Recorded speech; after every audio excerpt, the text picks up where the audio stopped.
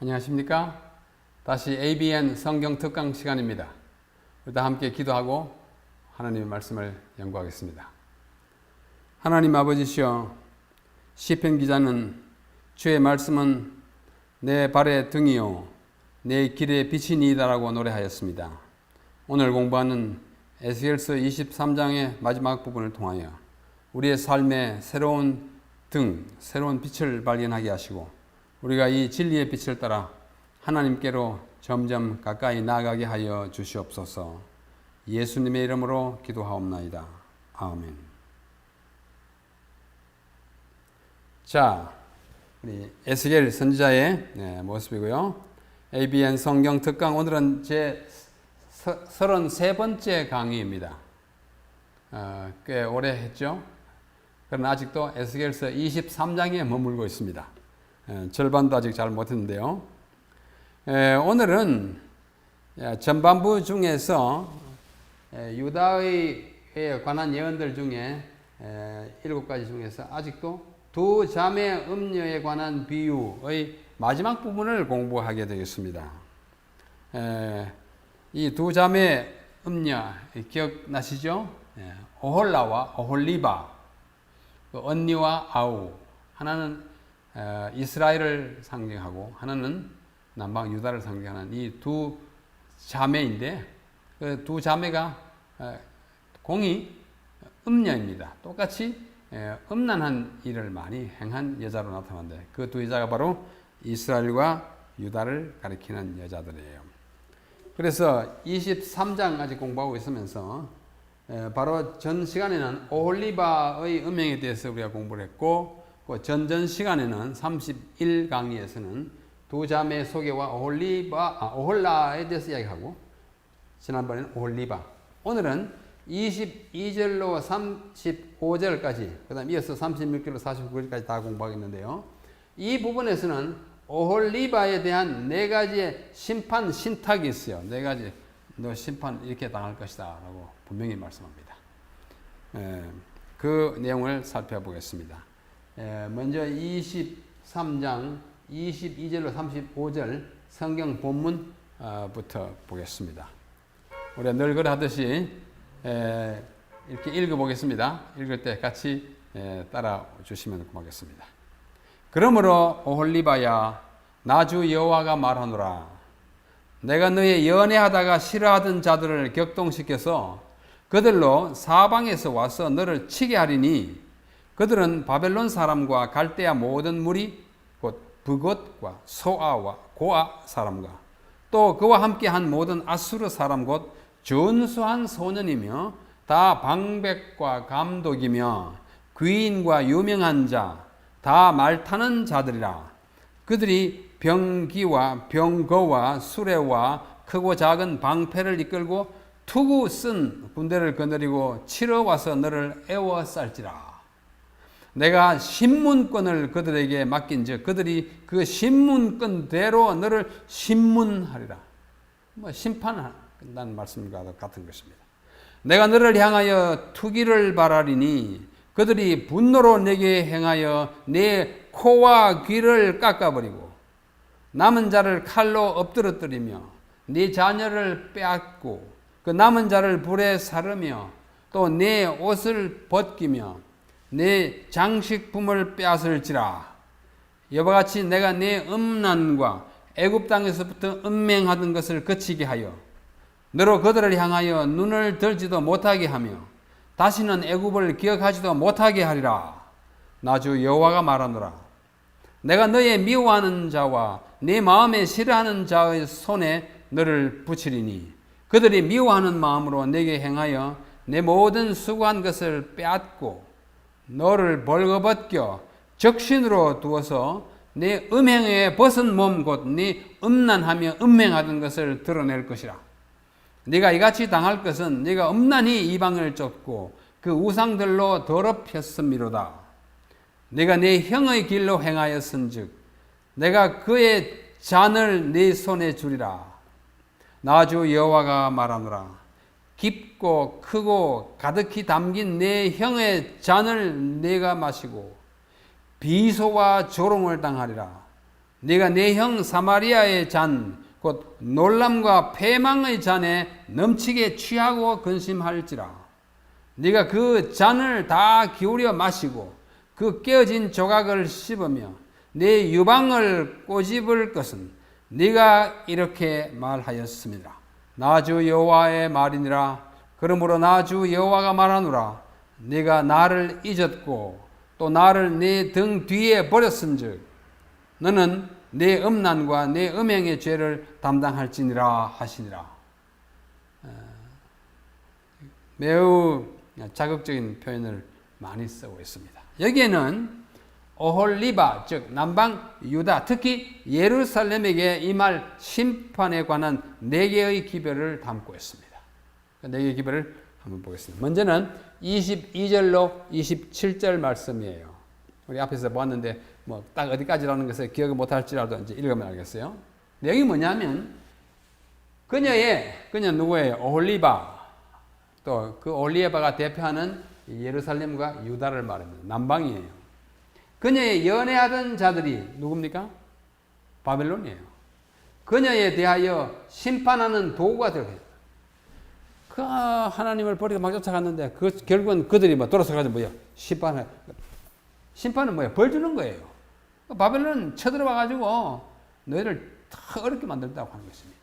그녀에 대하여 심판하는 도구가 될 것이냐. 하나님께서는 이스라엘이 또는 유다가 그 정말 간장도 없이 다 갖다 빼다 주고 몸까지 바치는 그와 같은 대상이 돌아서가지고 칼을 들고 와서 아주 벌을 주는, 하나님이 주셔야 할 벌을 대신해 주는 뭐예요?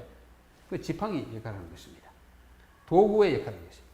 다시 말해서 바벨론 사람들과 그들에게 정복당한 봉신한 것은 바벨론은 대제국이고 제국 밑에 조그마한 지역 왕들이 있었어요. 그 왕은 바벨론 제국의 그 왕에게는 속국이 되는 신하입니다. 그걸 우리가 봉신이라고 해요. 그 봉신들이 와서 예루살렘을 공격할 것입니다. 그들은 그녀의 코와 귀를 베고 이거 참 이 꼴이 말이 안 나잖아요. 굉장히 참 어려운 경험을 하게 된 것입니다. 또 남은 자를 칼로 엎드러뜨리며 또 그녀의 자녀를 빼앗고 그 남은 자를 불에 사르며 또 그녀의 옷을 벗기고 장치품을 빼앗겠다고 하는 이 신탁의 첫 부분이에요. 아까 뭐 여러 이름들이 나왔죠. 조그마한 이름 뭐 고아 뭐 소알 하면서 그것들을 다 데리고 가지고 이스라엘 백성을 막 치는 것입니다. 자, 두 번째 심판 식당 28절로 31절의 내용입니다. 올리바는 전에 연애하던 자들에게 바벨론에게 모욕을 당할 것입니다. 하나님께 불충성하는 것은 우상 숭배로 이어지고 마침내는 거기에 관련된 모든 사람들에게서 경멸과 조롱을 당하게 된다고 말씀하고 있습니다. 아까 우리 본문에서 자세히 봤습니다. 모욕을 당해요. 하나님을 떠나는 것이 얼른 보기에 그럴듯하고 안전할 것 같지만 결국은 그들도 의지하는 대상도 돌아서서 이 형편 없는 친구들이라고 욕하는 것입니다. 또 주변에는 모든 사람들이 하나님의 백성이 뭐 저래 이렇게 되는 거예요. 자, 심판 신탁 오라클 세 번째는 32절로 34절의 내용인데요. 그녀는 오홀리바는 남방 유다는 그의 언니 오홀라 북방 이스라엘과 동일한 운명에 처하게 될 것입니다. 뭐예요? 심판받는 거예요. 멸망하는 거예요. 예루살렘은 파괴될 것이고 오홀리바는 그 시민들은 하나님의 진노의 잔으로 인하여 포로로 잡혀 그 진노의 잔을 넣어 마실 거다. 그 말은 안 할 거라는 것입니다. 그 다음에 네 번째 35절에 있는 신탁인데요. 그녀는 자기의 음행의 죄를 담당할 것입니다. 누구예요? 오홀리바, 남방 유다, 구체적으로 예루살렘이 하나님을 잊었으므로 아까 말씀했어요. 네가 나를 잊었으므로 이제는 홀로 남겨져. 나를 잊어버리고 하나님 의식에 하나님이 안 계시니까 홀로 있는 것입니다. 버려진 상태죠. 심판과 낭패의 때에 홀로 남겨지거나 하나님으로부터 소외되는 것보다 더 큰 형벌은 없어요. 사람들을 봐가지고 막 치잖아요. 하나님이 엄호하시고 보호하셔야 할 텐데 하나님은 잊어버리고 하나님과 상관없이 있으니까 홀로 남아서 자기의 모든 죄악을 다 담당해야 하는 것입니다. 자, 이와 같은 신탁이 4개 있었는데요. 35절까지. 그래서 우리는 좀 기별을 좀 찾아봐야겠습니다. 첫 번째 신탁에서 우리가 찾아야 할 기별은 하나님께서 오홀리바가 연애하다가 싫어하던 자들을 격동시켜 그녀를 치러 올라오게 하시겠다는 것이 이 첫 번째 메시지입니다. 굉장히 정말 사랑을 바치고 뭐 선물도 주고 그렇게 했는데 어떻게 해요? 싫어해요. 욕망을 채운 다음에는 상대방 여성을 버리는 그 색한과도 같은 짓을 하는 것이 바벨론입니다. 그래서 그들을 하나님께서 격동시켜 영어로 stir 막 북돋아가지고 같이 하고 하는 거예요.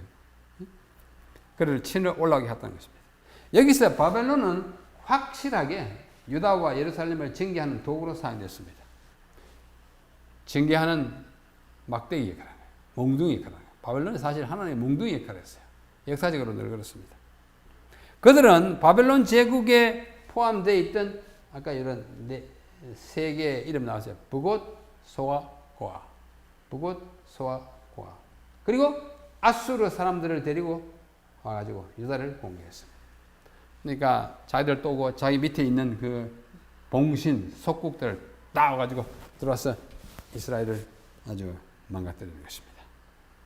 하나님께서 심판의 수단으로 군사 활동을 사용하시는 의도는 군사 활동, 그러니까 바벨론이 군대를 통해 가지고 이스라엘을 벌 주시는 이유는 방백, 감독, 또 말 타는 자, 유명한 자, 뭐 병기와 병거와 수레, 그리고 크고 작은 방패, 투구선 군대 등과 같은 군대 용어를 써므로써 이것이 극도로 강화되고 있습니다.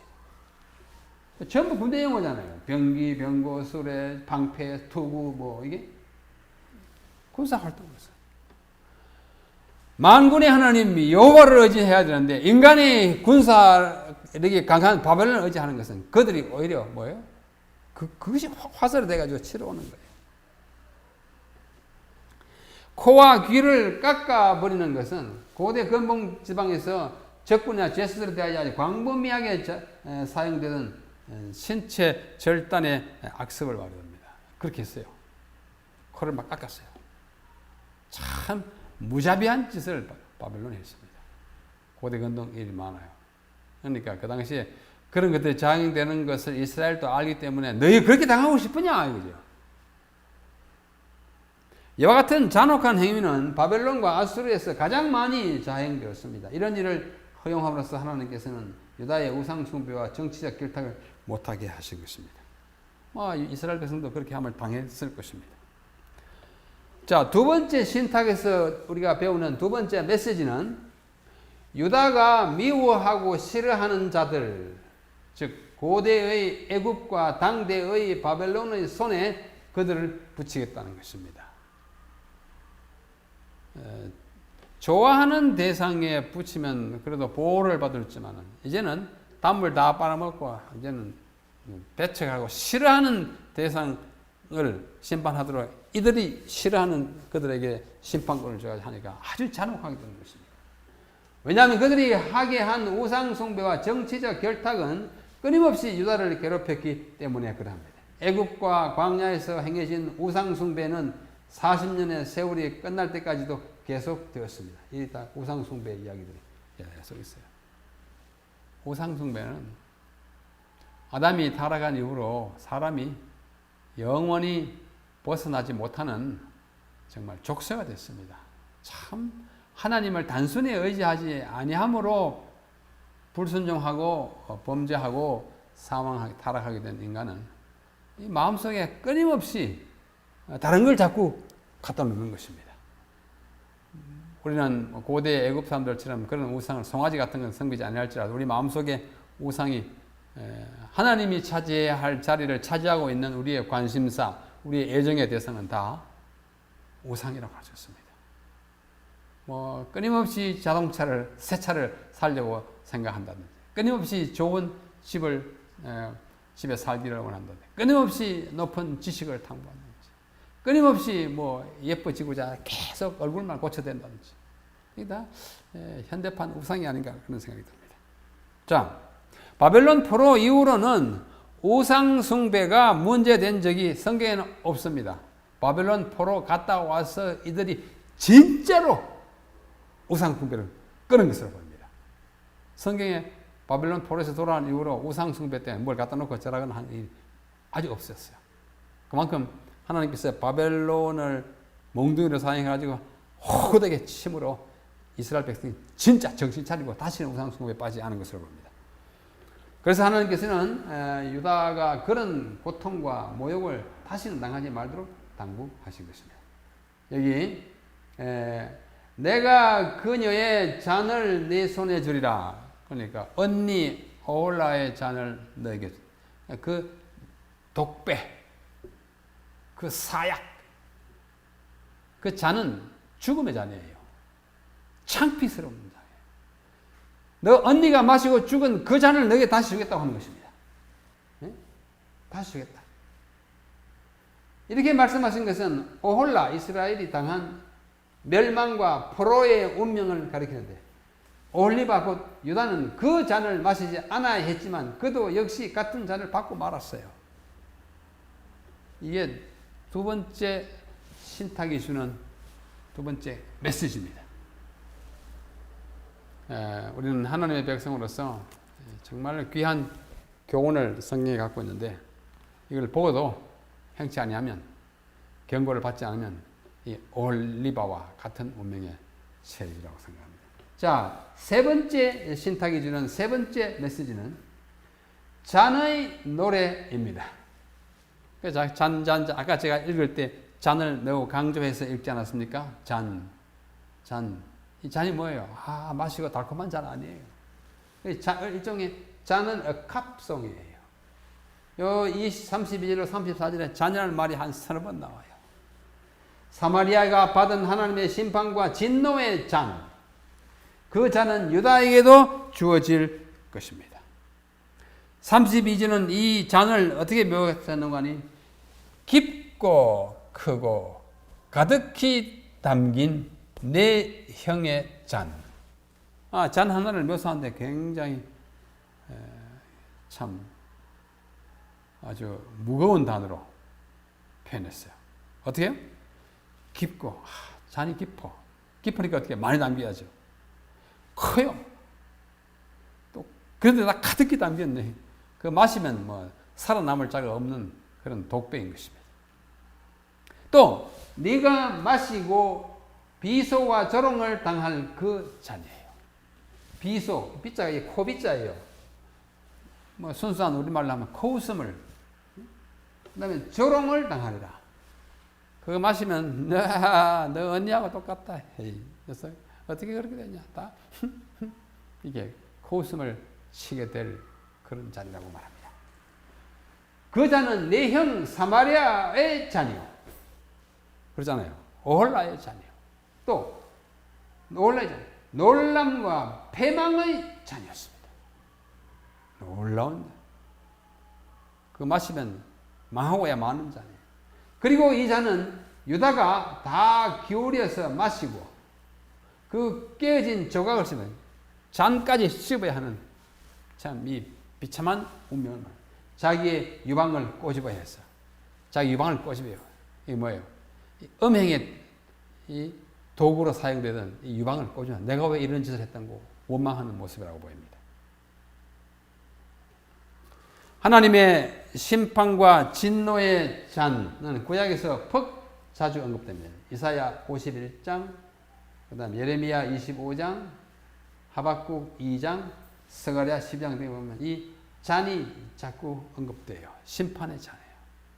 이 잔을 면치 못하는 것입니다.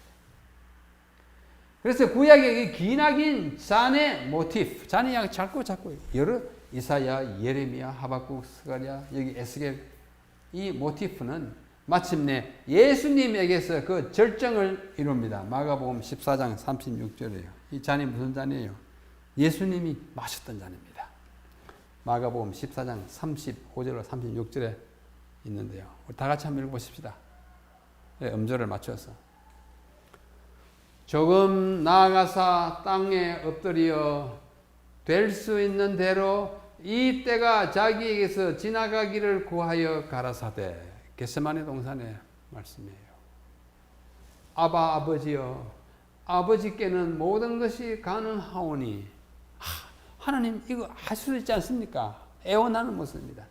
이 잔을 내게서 옮기시옵소서. 무슨 잔이에요? 죽음의 잔입니다.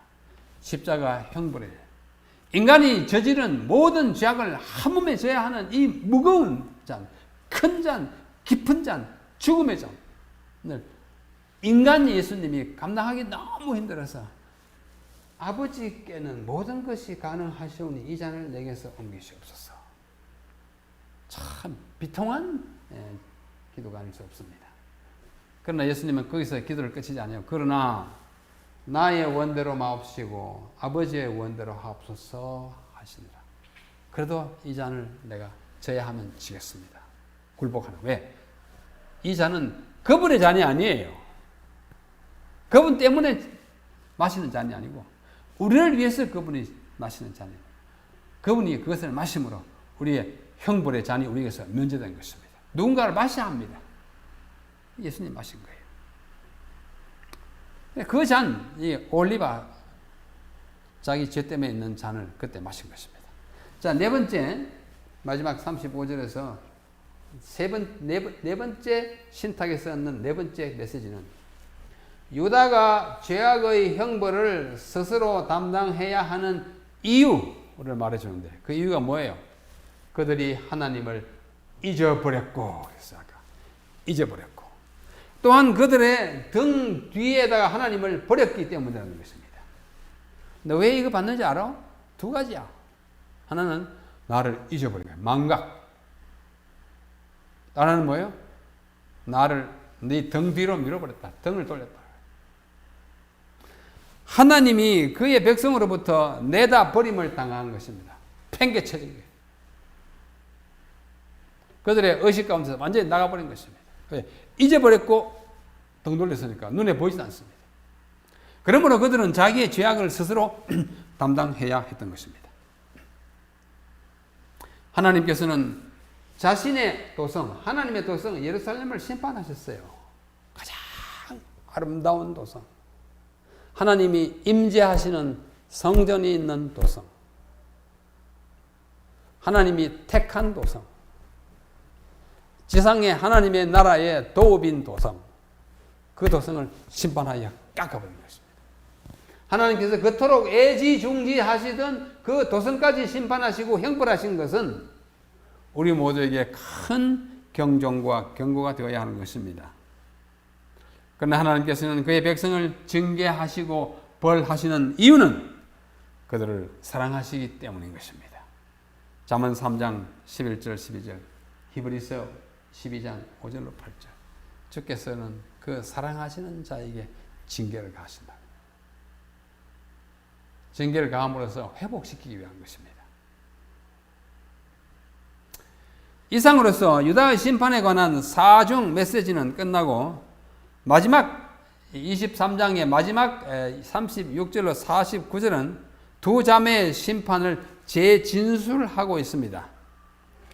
재진술을 하고 있습니다. 방금 본 것은 여기고 두 자매의 예언을 이야기하고 있습니다. 다시 읽겠습니다. 36절로 49절이에요. 여호와께서 또 내게 이르시되 인자야 내가 오홀라와 오홀리바를 국문하려느냐 신문하려느냐 심판하려느냐 같은 말이에요. 그러면 그 가증한 일을 그들에게 구하라. 심판하려면 그 왜 심판을 받는지 그들이 저지른 음란한 그 가증한 일을 말해줘라. 그래야 잘못을 깨닫지. 뭐냐? 그들이 행음하였으며 피를 손에 묻혔으며 강포했고 또 우상과 행음하고 내게 낳아준 자식들을 우상을 위하여 화제로 달랐고 그 외에도 그들이 내게 행한 것이 있나니 당일에 내 성소를 더럽혔고 내 안식일을 범하였도다.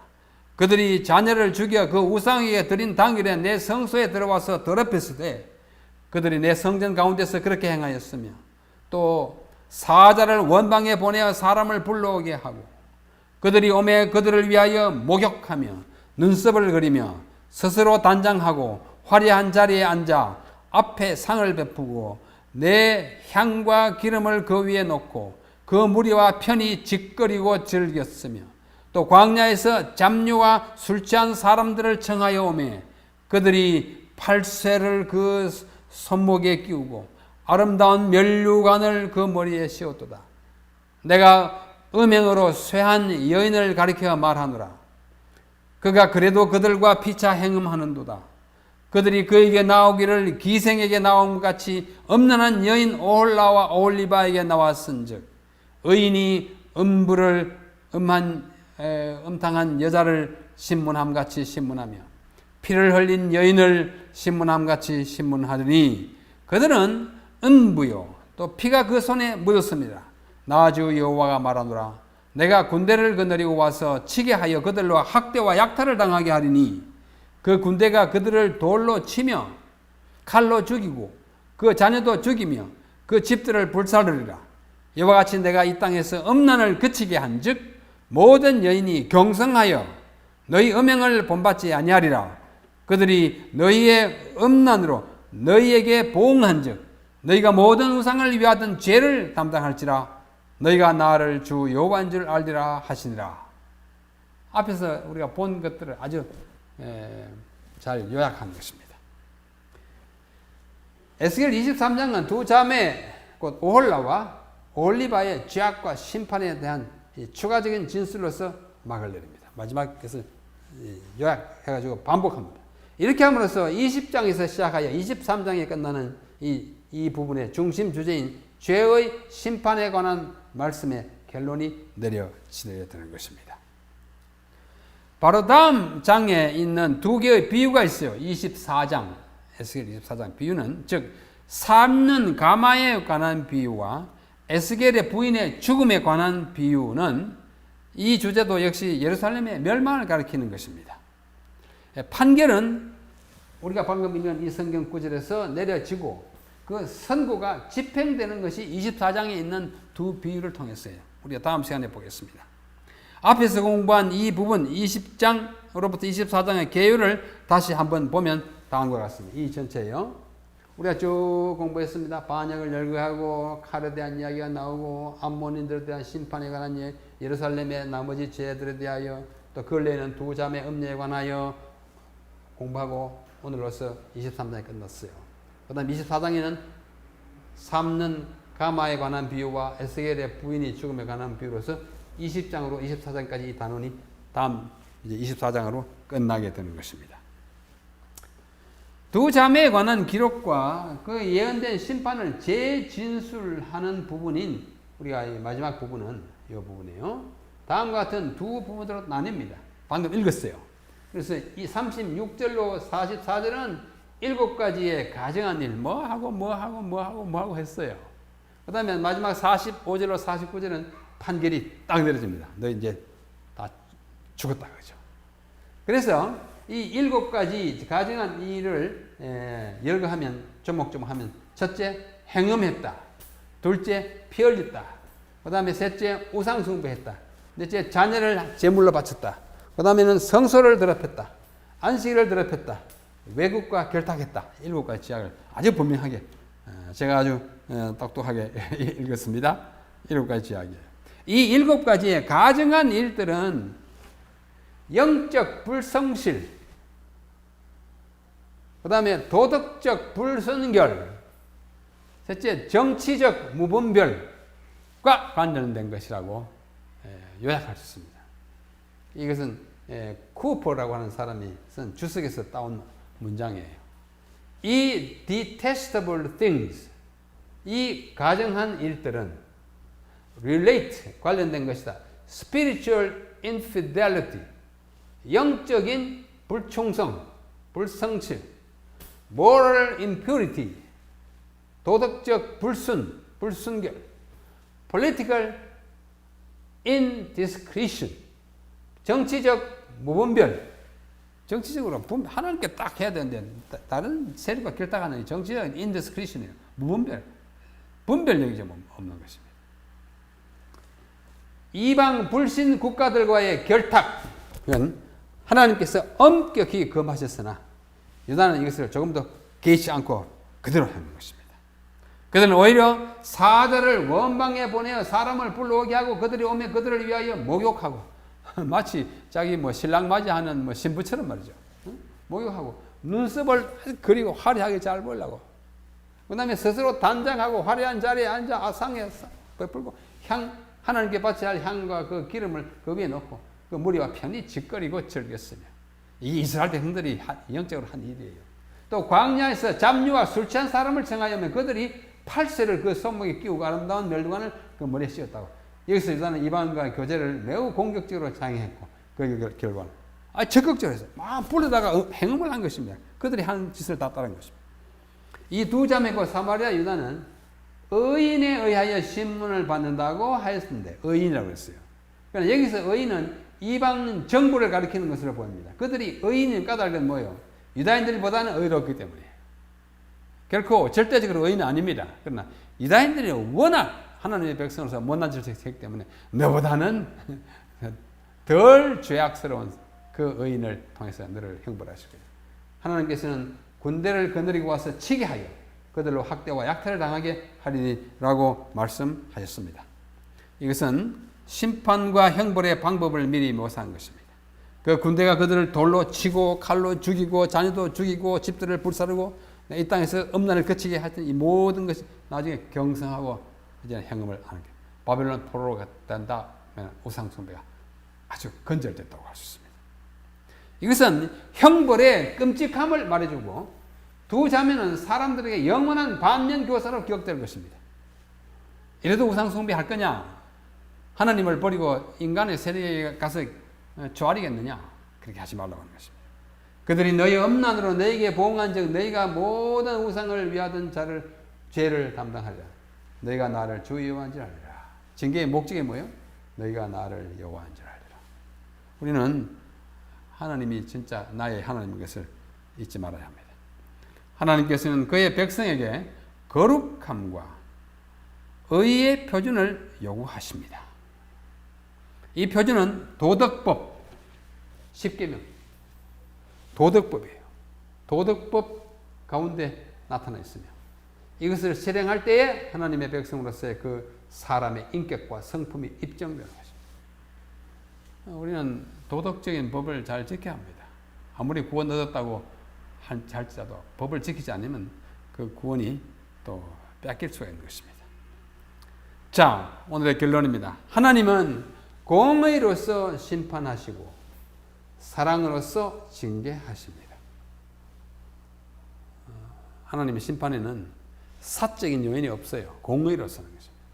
여기 히브리서 12장 11절 무릇 징계가 당시에는 즐거워 보이지 않고 슬퍼 보이나 후에 그로 말미암아 연달한 자에게는 의의 평강한 열매를 맺나니.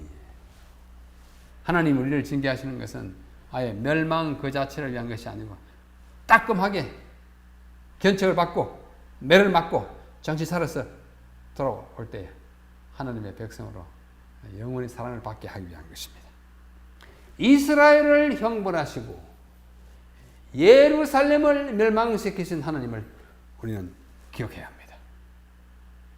가장 사랑하는 도성, 가장 사랑하는 백성, 택한 백성이라도 이렇게 음란하게 되는 것을 치는 하나님께서 오늘날 우리에게도 우리가 정말 주님의 은혜로 구원을 받았지만은 자행자지하고 이 은혜에 대한 감사한 마음이 없을 때 우리는 언제든지 또 형벌을 받을 수 있다는 사실을 생각하면서 에스겔 23장이 주는 이 음녀들의 이야기, 오홀라와 오홀리바의 이야기를 통해서 우리 항상 하나님만을 섬기고 하나님에게만 의지하고 하나님만을 붙들고 나아감으로써 이 세상의 현란함에 세상적으로 아주 높아 보이고 화려해 보이는 것에 현혹되지 않고 우리의 믿음을 순수하게 지키는 이 현대판 참된 하나님의 백성, 하나님의 이스라엘, 하나님의 유다가 되기를 간절히 바랍니다.